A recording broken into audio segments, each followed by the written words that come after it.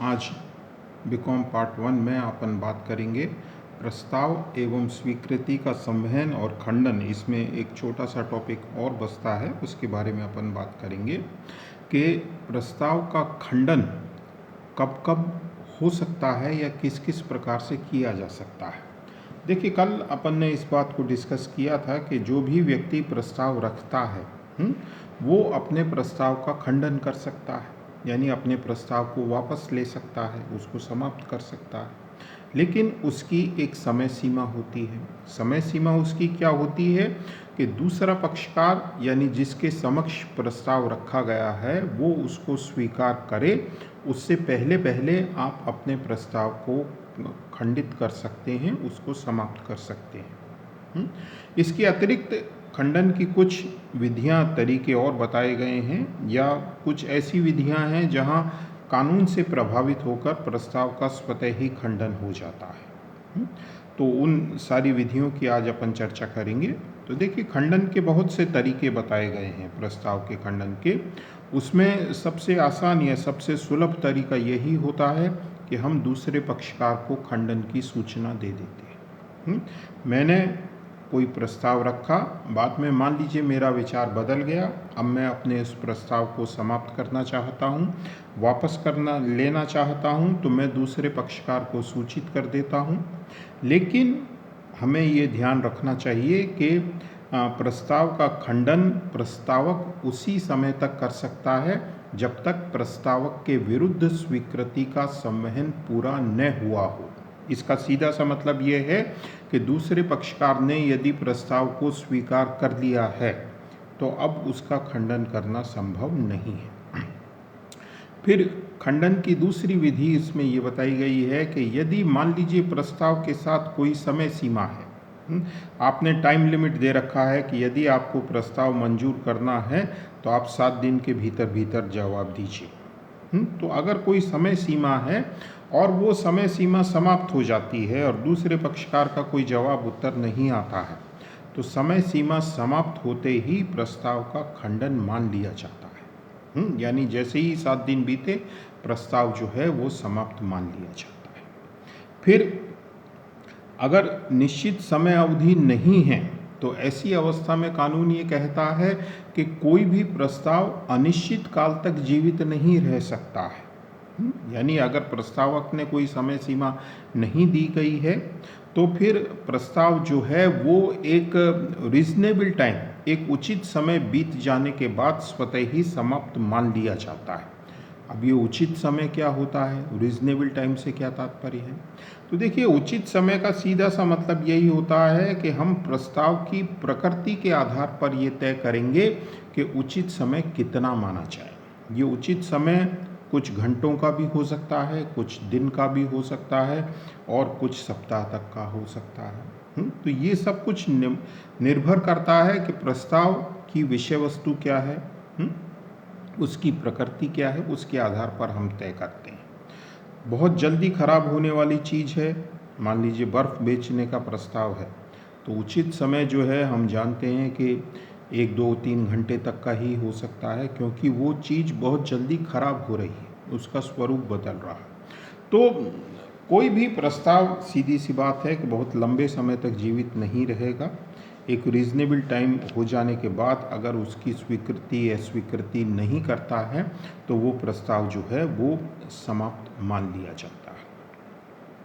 फिर अगला उसमें बताया गया है कि अगर प्रस्ताव के साथ प्रस्तावक ने कोई शर्त जोड़ी है, अपन जानते हैं कि प्रस्तावक शर्त जोड़ सकता है और स्वीकर्ता उस शर्त को पूरा नहीं कर रहा है, यानी वो स्वीकृति तो दे रहा है, अपनी सहमति तो दे रहा है, लेकिन वो उस शर्त को पूरा नहीं करता है, तो फिर ऐसी अवस्था में भी प्रस्तावक जो है उस स्वीकृति को मानने के लिए बाध्य नहीं होता है, यानी हम इसको प्रस्ताव का खंडन मान सकते हैं।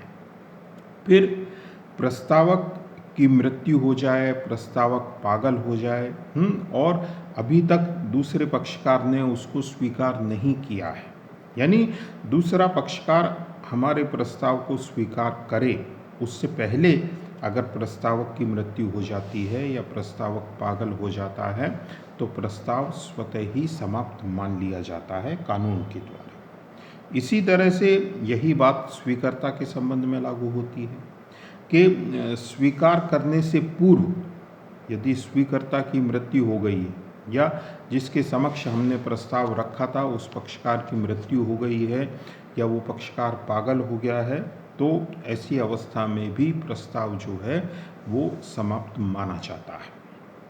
और फिर अंतिम इसमें बताया गया है कि अगर कोई पक्षकार प्रति प्रस्ताव रखता है, काउंटर ऑफर रखता है, तो वो भी पहले प्रस्ताव की समाप्ति होती है। मैंने कार बेचने का प्रस्ताव 50,000 रुपये में रखा।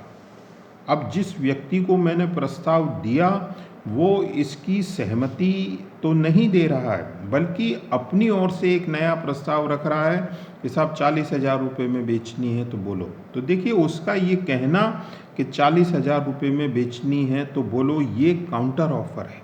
तो काउंटर ऑफर का मतलब यही है कि मेरा जो 50,000 रुपये का प्रस्ताव था कार बेचने का वो अब समाप्त मान लिया जाता है।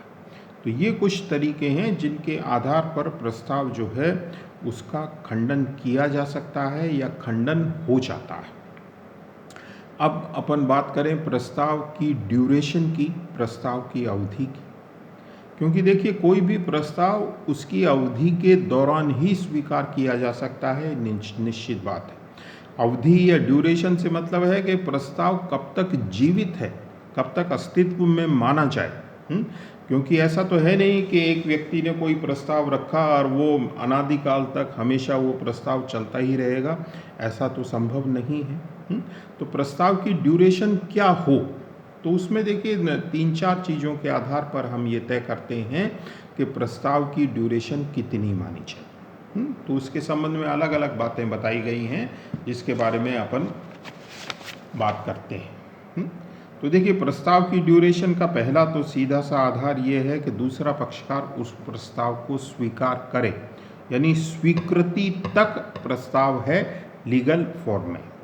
यानी मैंने प्रस्ताव रखा और दूसरे पक्षकार ने उसको स्वीकार किया, तो स्वीकार करते ही प्रस्ताव या प्रपोजल जो है उसका स्वरूप समाप्त हो गया, और स्वीकार करते ही वो किस में कन्वर्ट हो गया, ठहराव में, एग्रीमेंट में कन्वर्ट हो गया। दूसरा पक्षकार उसको अस्वीकार कर दे। हम जानते हैं कि दूसरे पक्षकार के पास विकल्प है कि वो चाहे तो स्वीकार करे और चाहे तो अस्वीकार करे। तो मैंने प्रस्ताव रखा, दूसरे पक्षकार ने मना कर दिया कि नहीं साहब मुझे तो मंजूर नहीं है। तो जैसे ही उसने रिजेक्ट किया, अस्वीकार किया, प्रस्ताव की अवधि जो है अब समाप्त हो गई। अवधि समाप्त होने का मतलब ये हुआ कि अब वो पक्षकार उसी प्रस्ताव को दोबारा सहमति नहीं दे सकता है, क्योंकि रिजेक्ट करते ही, अस्वीकार करते ही प्रस्ताव जो है वो समाप्त हो गया। फिर तीसरा, अभी अपन ने डिस्कस किया था कि निश्चित समय अवधि है, वो अगर बीत गई तो प्रस्ताव जो है वो समाप्त हो जाएगा। इसी तरह से उचित समय अवधि है और दूसरे पक्षकार की ओर से कोई जवाब नहीं आ रहा है, तो प्रस्ताव जो है वो उचित समय समाप्त हो जाने के बाद स्वतः ही समाप्त मान लिया जाएगा। फिर ये भी अपन जानते हैं कि अगर प्रस्तावक ने यानी प्रस्ताव रखने वाले पक्षकार ने अपने प्रस्ताव का खंडन कर दिया है, तो भी प्रस्ताव की समय अवधि जो है वो समाप्त हो जाती है। और यही बात काउंटर ऑफर के संबंध में है कि पक्षकार ने उसको स्वीकार तो नहीं किया है, लेकिन अपनी ओर से एक प्रति प्रस्ताव रख दिया है, तो उसके रखते ही प्रस्ताव की समय अवधि जो है वो समाप्त हो जाती है। तो इन 5-7 चीज़ों के आधार पर हम ये तय करते हैं कि what is the duration of A proposal. क्योंकि सीधी सी बात है कि कोई भी प्रपोजल, कोई भी प्रस्ताव जो है वो ड्यूरेशन में ही आप उस पर कोई निर्णय कर सकते हैं। निर्णय से मतलब है कि ड्यूरेशन के दौरान ही आपको उसको स्वीकार करने का या अस्वीकार करने का अधिकार होता है। तो इसलिए ये देखना जरूरी होता है कि प्रस्ताव जो है उसकी अवधि कितनी है, उसका ड्यूरेशन कितना है। कहीं ऐसा तो नहीं है कि हम अपनी सहमति स्वीकृति दे रहे हैं और उसकी ड्यूरेशन जो है वो समाप्त हो चुकी है। क्योंकि कई बार कानूनी दांव-पेच में इन चीज़ों की आवश्यकता पड़ती है, तो इसकी हमको जानकारी होना आवश्यक होता है।